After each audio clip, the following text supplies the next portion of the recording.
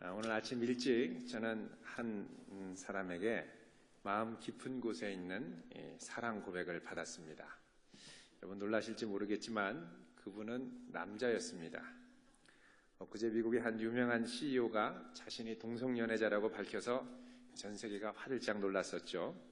다행히 이 남성분은 동성연애자는 아니었습니다.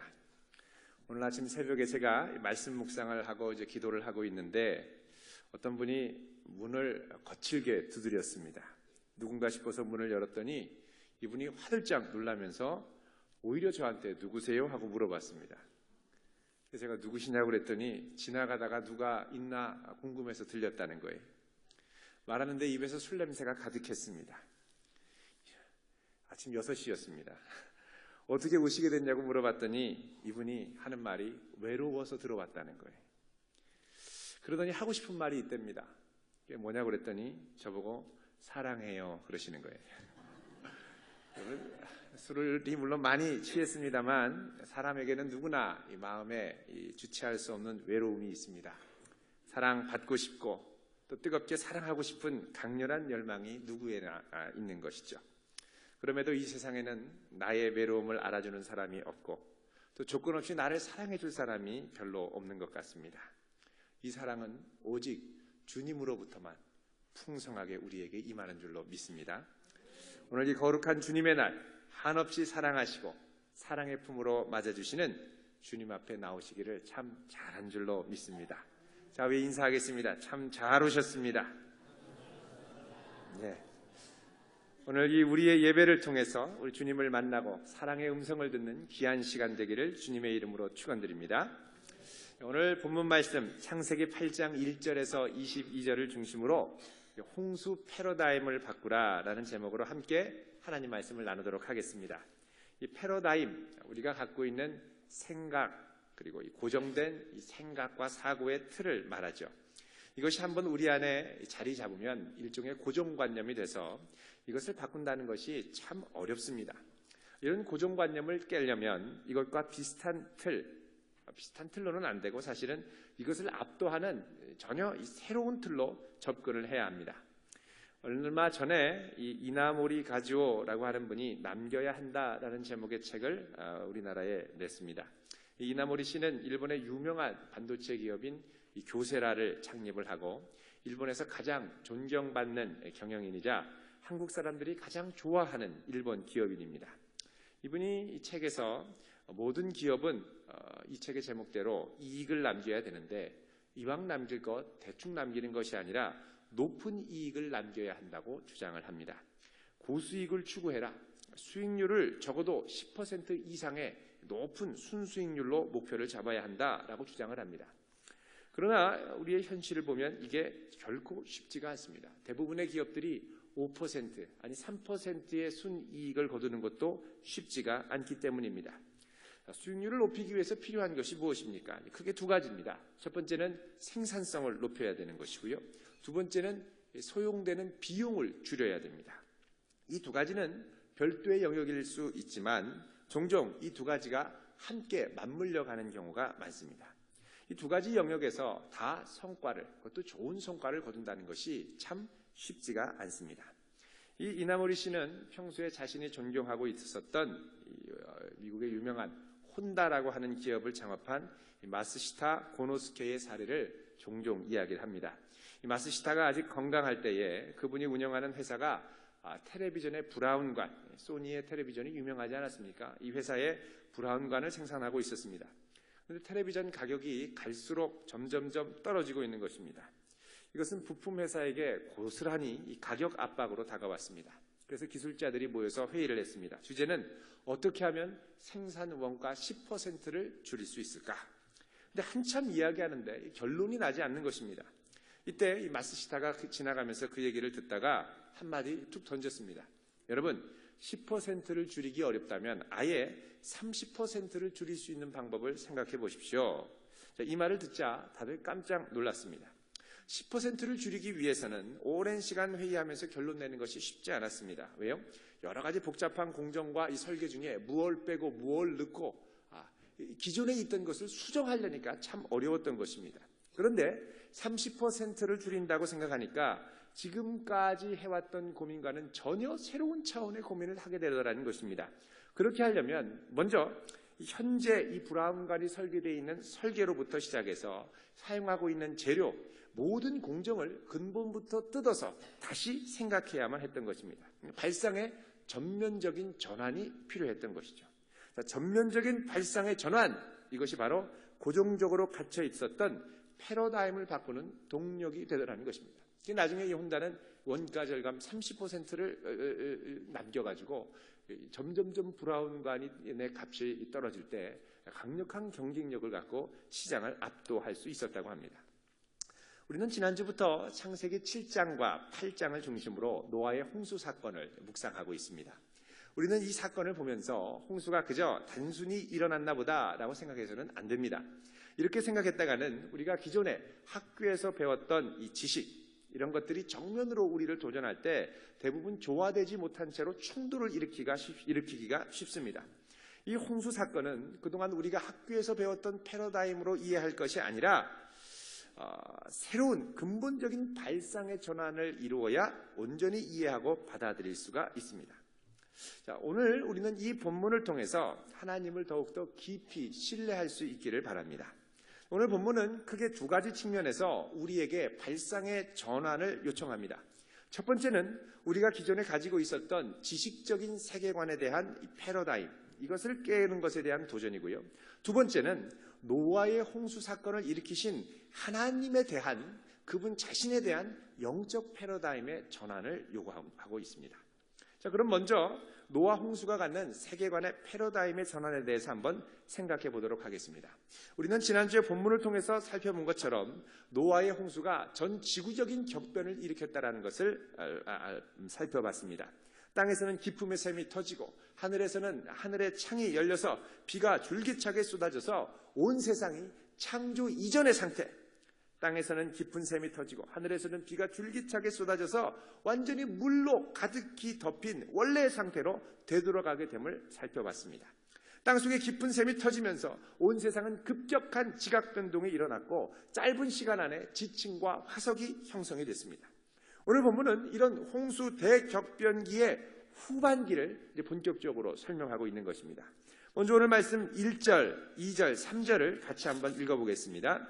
시작. 하나님이 노아와 그와 함께 방주에 있는 모든 들짐승들과 가축을 기억하사 하나님이 바람을 땅 위에 불게 하심에 물이 줄어들었고 기품의 샘과 하늘의 창문이 닫히고 하늘에서 비가 그침에 물이 땅에서 물러가고 점점 물러가서 150일 후에 줄어들고.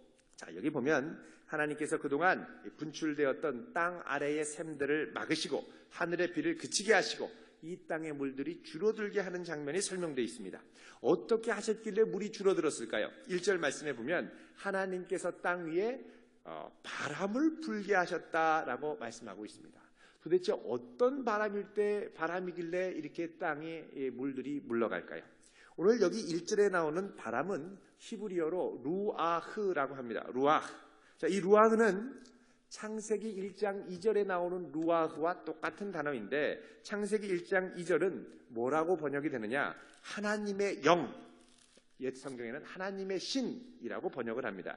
그래서 1장 2절에 보면 흑암이 깊음 위에 있고 하나님의 영은 수면 위에 운행하시니라 이렇게 되어 있습니다. 그래서 여기서 하나님의 영이 하나님의 루아흐, 하나님의 바람이다라고 말하는 것입니다. 그래서 사도행전 1장에 보면은 성령께서 강림하실 때 바람같이 임하시죠. 이게 다 원어적으로 의미가 있는 표현입니다. 1장 2절에 이 창세기 1장 2절에 하나님의 영이 수면 위에 운행하셨다라고 되어 있는데 오늘 창세기 8장에 보면 또다시 하나님의 영이 혼돈과 공허로 되돌아간 홍수의 이 지구를, 이 땅을 수면 위에 운행하신다고 말씀하고 있는 겁니다. 하나님의 영이 수면 위에 운행하시면서 어떻게 하냐?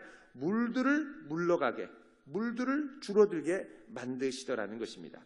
자, 오늘 창세기 8장에 1절부터 2절, 3절을 보면 창세기 1장에 나오는 용어와 거의 흡사한 단어들이 많이 있습니다. 예를 들면 하나님의 영이 수면 위에 계셨다라고 말씀하시고, 또 땅 위에 하나님의 영이 운행하셨다고 그러고, 또 2절에 기품, 또 하늘, 또 비, 또 5절에 물이 줄어들어서 봉우리가 보였다, 이게 드러났다라는 건데, 창세기의 창조 이야기에 보면은 묻이 땅의 물에서 드러나니라라고 말씀하고 있습니다. 자, 이런 것들이 다 뭘 얘기하느냐?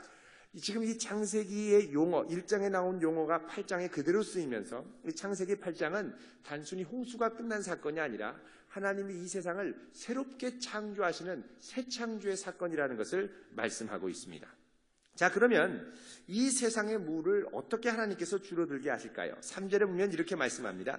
물이 땅에서 물러가고 점점 물러가서 150일 후에 줄어든다라고 말씀합니다. 자, 물이 땅에서 물러가는 과정이 있고, 이 과정을 통해서 물이 줄어들기 한다는 것입니다. 그렇다면 물은 땅에서 어떻게 물러갔을까요? 물이 땅에서 물러가려면 필연적으로 지표의 변화가 일어날 수밖에 없습니다. 바다 쪽은 낮아지고 육지 쪽은 높아져야 물이 바다로 흘러들어갈 수 있습니다. 자, 육지를 덮었던 물들이 새롭게 형성된 바다, 낮은 지역으로 형성된 바다로 모여야 하는 것입니다. 오늘날 이 지질학자들은 이 대양, 큰 바다들을 뭐라고 그러냐? 대양 분지라고 이야기를 합니다. 이 분지라는 말, 영어로 베이슨이라는 말인데, 대야, 양푼 그릇과 같이 넓고 오목하게 들어간 것을 말합니다. 자, 하나님의 영의 능력이 바다의 지표에 거대한 대양 분지를 형성해서 물이 이쪽으로 기울게 들어가게 하시고, 또 육지의 물을 끌어올려서, 또 육지의 이 땅들을 끌어올려서 높은 산으로 올라가도록 만드셨다는 겁니다. 땅을 올리셨다는 겁니다. 오늘날 전 세계에 있는 이 지구, 이 땅과 바다에 있는 것들을 모두 갈아가지고 평평하게, 땅도 갈고 해서 다 평평하게 이 땅을 만들면 지구의 지표면은 바닷물이 2.6km, 2,600m로 덤플 수 있다라고 얘기를 합니다. 자, 노아 홍수 당시에 지표를 덮었던 물이 어느 정도인지는 모르지만 엄청난 양의 물이 세상을 덮었습니다.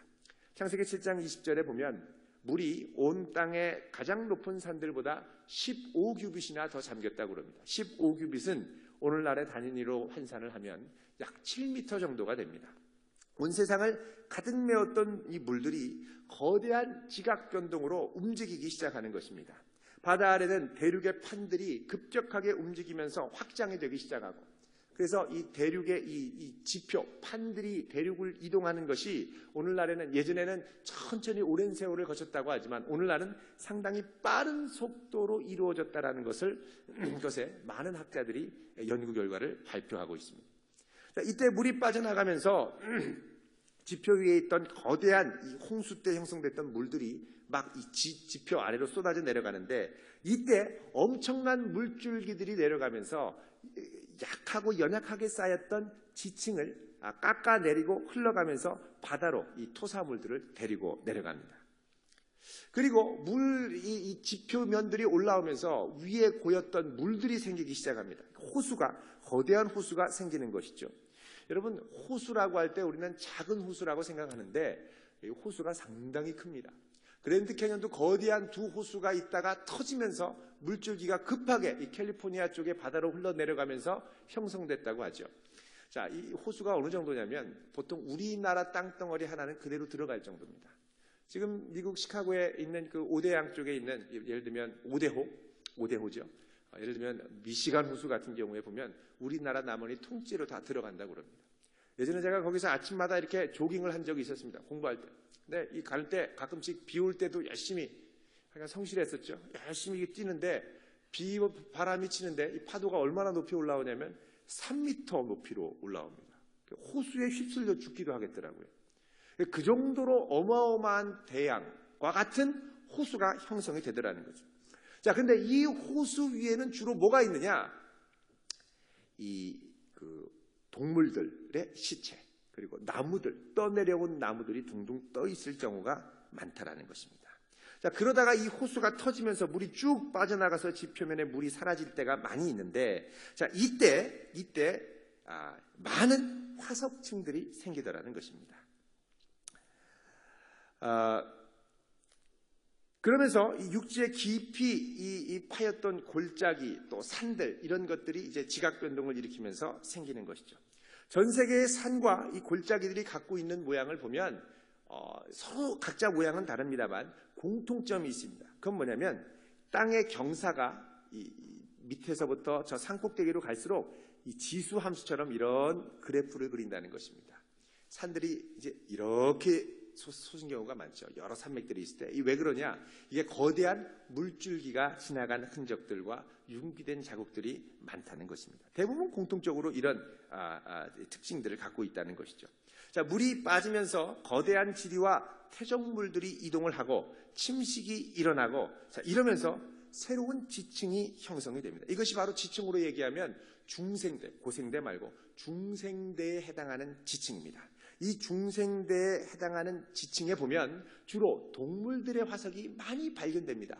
그리고 이 중생대의 지층은 전 세계에 많이 분포되어 있지 않습니다. 전 세계에 제일 많이 분포된 것은 고생대, 조개, 물고기 나오는 이 화석, 이 지층들이 제일 많이 있는데, 이 간헐적으로 종종 이 호수 같은 데서 터져 있는, 그래서 덮여져 있는 곳에서 생성된 이 지층들이 중생대 지층을 이루는데, 이때는 동물, 또 공룡, 악어, 말 이런 이 유골들, 또 이 화석들이 많이 생기더라고요. 또 나무 화석들도 생깁니다. 왜냐하면 나무가 호수에 둥둥둥 떠 있다가 그것이 갑자기 덮치면서 뜨거운 열과 함께 나무 화석으로 바뀌게 되는 것이죠. 이거를 규화석이라고 합니다. petrified tree라고 그러는데, 이 나무가 갑작스럽게 뜨거운 열과 이 토사물에 의해서 암석이 된 것입니다.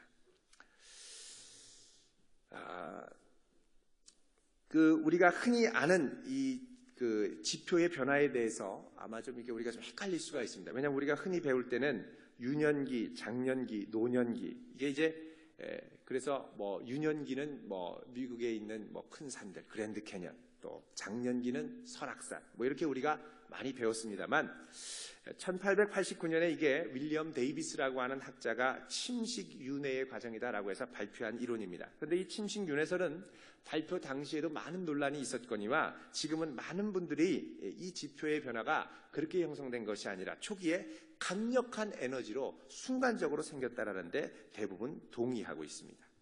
미국에 있는 그랜드 캐년은 웅장함으로 많은 사람들을 압도합니다. 다양한 지층들이 있고 적어도 이것이 형성되는데 2억 5천만 년 이상의 많은 세월이 걸렸다고 합니다.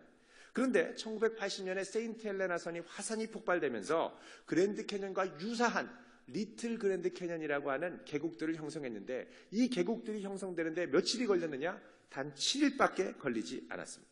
이 관찰로 많은 과학자들이 이 충격을 받았습니다. 지층의 형성이 오랜 이 기간의 침식과 융기가 아니라 강력한 에너지로 형성됐다는 것을 발견했기 때문입니다. 자, 이상으로 우리가 알 수 있는 것이 무엇입니까? 이 노아의 홍수는 단순한 성경의 이야기가 아니라 전 지구적인 거대한 사건이라는 것입니다. 그리고 우리가 땅을 디디고 사는 이 온 세상에 노아의 홍수의 자국이 곳곳에 남아 있습니다. 여러분, 성경 말씀 로마서 1장 20절 한번 보도록 하겠습니다. 로마서 1장 20절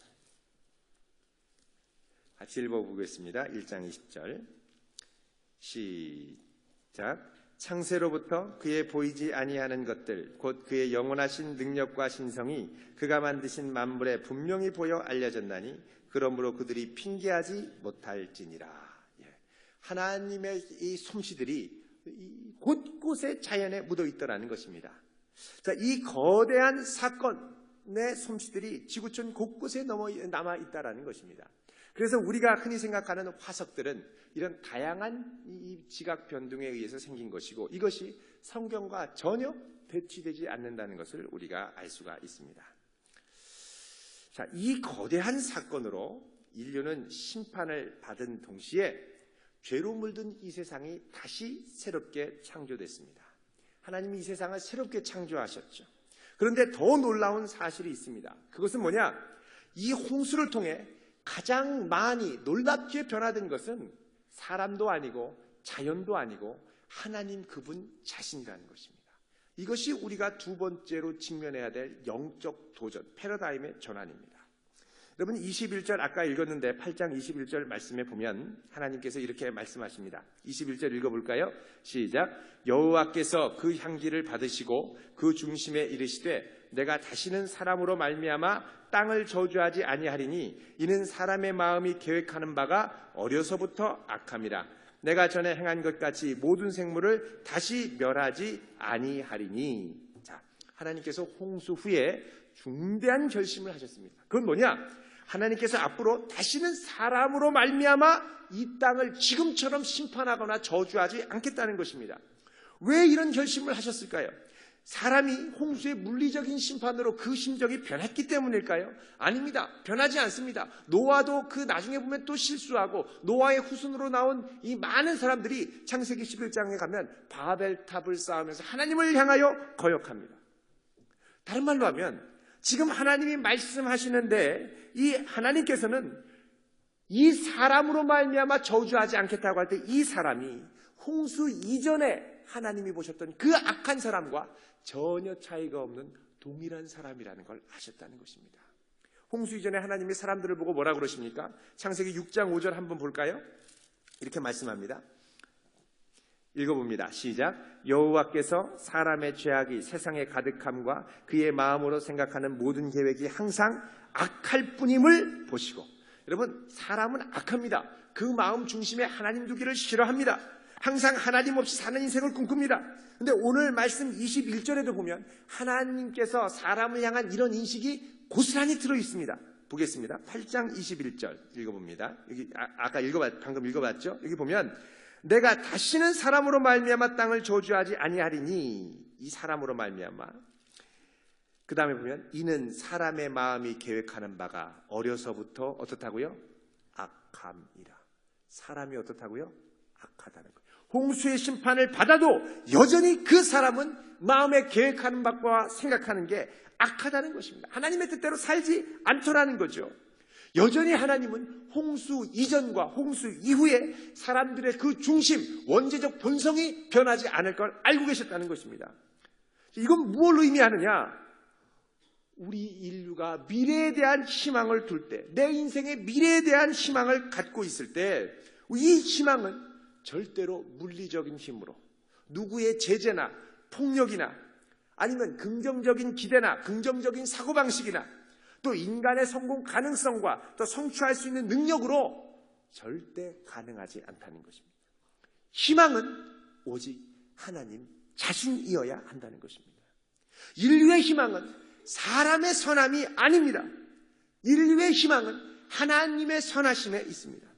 내 인생의 소망은, 내 인생의 희망은 내가 그동안 이렇게 열심히 해서 사업이 잘 열려서 되는 것이 아니라, 승진을 잘해서 된 것이 아니라 오직 선하신 하나님의 손에 달려있음을 기억하시길 바랍니다. 하나님께서는 인간의 아주 약한 그리고 악한 이런 슬픈 현실 가운데서도 이 세상을 끝까지 참고 보존하기로 결심하신 겁니다. 하나님께서는 인류의 죄악과 반역이 이 땅을 더 지금보다 심각하게 더럽고 힘들게 해도 결코 피조물 전체를 향한 하나님 나라의 꿈, 그 하나님의 위대한 꿈을 훼손하는 것을 허락하지 않으시기로 작정하신 것입니다. 이 결심을 제대로 드러난, 아주 극명하게 드러난 곳이 어디냐? 호세아 11장 9절 말씀입니다. 우리 한번 보겠습니다. 호세아 11장 9절. 구약성경 1264쪽입니다. 11장 9절. 1264쪽.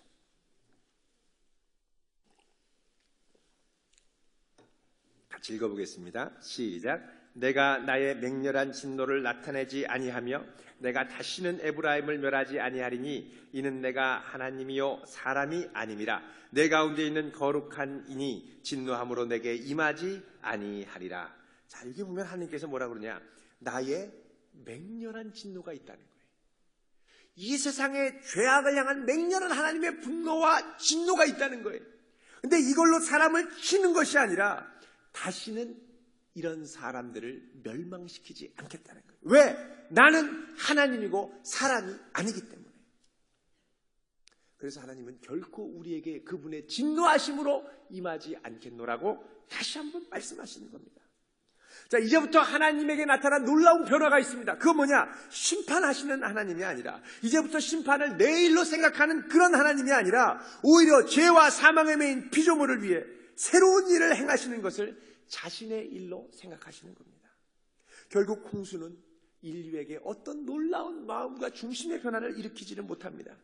그러나 이 홍수는 하나님으로부터 놀라운, 돌이킬 수 없는 거대한 변화를 일으키는데, 그건 뭐냐? 하나님께서 이제부터 자신을 상처 입은 치유자로 살아가기로 결심하시다라는 것입니다. 하나님께서는 이제부터 인류의 배신으로 상처 입고 슬퍼하시기로 작정하신 것입니다. 앞으로 하나님과 인간의 관계는 하나님께 계속 영광 돌리고 기뻐하시기만 하는 관계가 아니라, 이제부터 하나님과 인간과의 관계는 하나님은 계속 인간으로부터 배신을 당하고 상처를 받고 슬픔을 당하고, 이것으로 가슴 아파하는 하나님과 또 이 하나님을 향하여 끊임없이 저항하고 하나님으로부터 돌이키는 이 세상 사이에 고통스러운 관계가 계속될 것을 암시하는 것입니다. 그럼에도 불구하고 내가 이들을 사랑하고 이 피조물을 붙들리라. 이걸 뭐라고 하느냐? 하나님의 의라고 합니다. 하나님의 거룩하심, 하나님의 의로우심이에요. 하나님의 신실하심이에요. 그래서 믿음이라는 히브리 단어, faith라는 이 차디크는 faithfulness, 신실함과도 아주 이 의미가 서로 공유되는 단어입니다. 하나님의 의는 인과응보의 심판으로 나타나지 않습니다. 하나님의 의는 우리가 이해할 수 없는 불가해한 하나님의 엄청난 자비와 사랑으로 나타난다는 것. 죽기까지 사랑하시는 사랑으로 보여준다는 것입니다. 로마서 3장 25절은 이런 하나님의 마음을 잘 표현하고 있습니다. 로마서 3장 25절 같이 한번 읽어보겠습니다. 로마서 3장 25절입니다. 같이 읽습니다. 3장 25절 시작.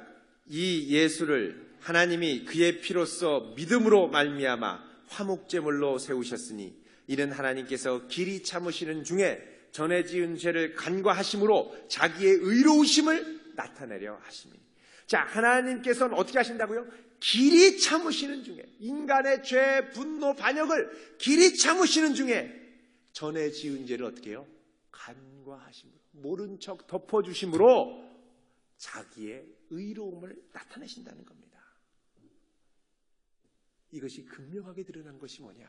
바로 그의 아들 예수 그리스도를 우리의 죄를 위하여 대신 죽게 하시고 우리가 당해야 할 진노를 그분의 아들에게 모두 담당시키신 사건입니다. 자, 이런 하나님의 결심 때문에 하나님께서는 그 다음에 홍수 이후에 일어날 이 세상의 변화에 대해서 놀라운 은혜와 자비를 허락하십니다. 바로 22절입니다. 창세기 8장 22절 같이 읽겠습니다. 시작. 땅에 있을 동안에는 심음과 거둠과 추위와 더위와 여름과 겨울과 낮과 밤이 쉬지 아니하리라. 이제 인류는 안정적인 환경에서 생육하고 번성할 수 있는 기반을 주신 겁니다. 예측 가능한 자연의 법칙과 기후의 변화를 허락하신 겁니다. 자, 이렇게 하나님의 놀라운 변화, 자기 변화를 이렇게 촉발할 수 있는 계기가 뭐냐? 바로 노아의 예배입니다. 20절 한번 읽어볼까요? 8장 20절 시작.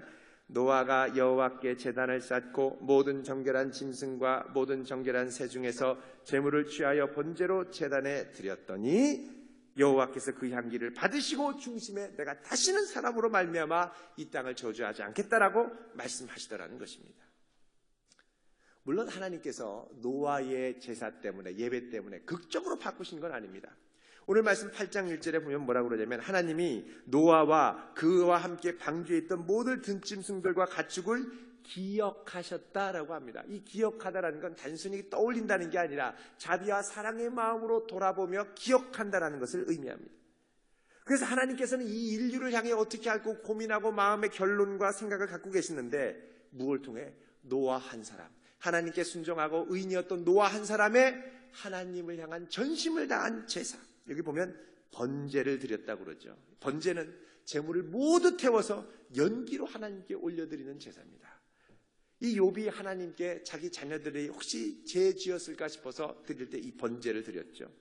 이 번제는 레위기에 보면 제물의 피로 드리는 제사로 이 죄를 속죄하는 기능과 동시에 죄로 갈라졌던 하나님과 우리 사이의 관계를 화목하게 하는 기능을 했습니다. 그러니까 노아의 제사는 혹시라도 방주 안에 있었을지도 모르는 우리 가족들의 죄, 동시에 온 인류가 지어서 심판받았던 그 죄를 하나님 앞에 드리며 하나님과의 화해를 촉구하는 제사였던 것입니다. 전적으로 다 태워드린다는 건 뭡니까? 이제부터 나와 우리 가족은 주 앞에 전심으로 주님께 드리겠습니다 하는 결단과 다짐입니다. 물론 하나님께서는 이 다짐이 오래가지 못할 걸 아셨습니다. 또 무너질 걸 아셨습니다. 그러나 노아 한 사람이 이때만큼 주 앞에 드렸던 전심을 다한 그 마음과 중심을 다한 제사는 하나님의 마음을 감동시켰습니다.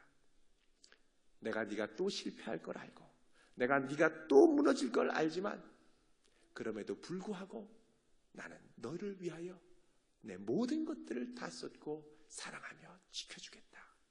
하나님의 결심입니다. 여러분, 예수님께서 십자가에 달려 돌아가실 때 아버지를 향하여 기도했습니다. 아버지여, 저들에게 죄를 돌리지 마십시오. 저들은 자기들이 하는 일을 알지 못합니다. 저들의 죄를 용서해 주십시오. 그러면서 사람들을 바라봤을 겁니다.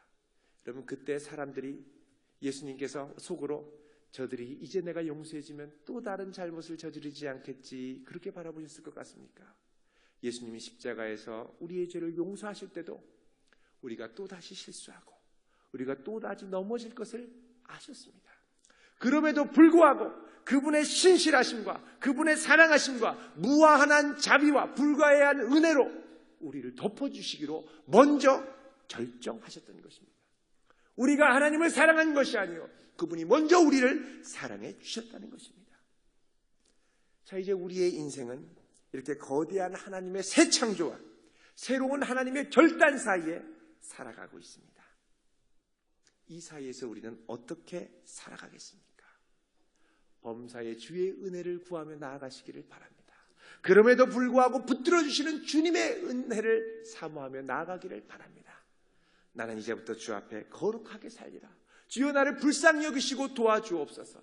가난한 마음으로 주 앞에 나갈 때 하늘의 크신 은혜와 능력으로 그의 백성들을 붙들어 주시기를 주님의 이름으로 축원드립니다. 기도하겠습니다. 거룩하신 하나님, 우리들의 연약하고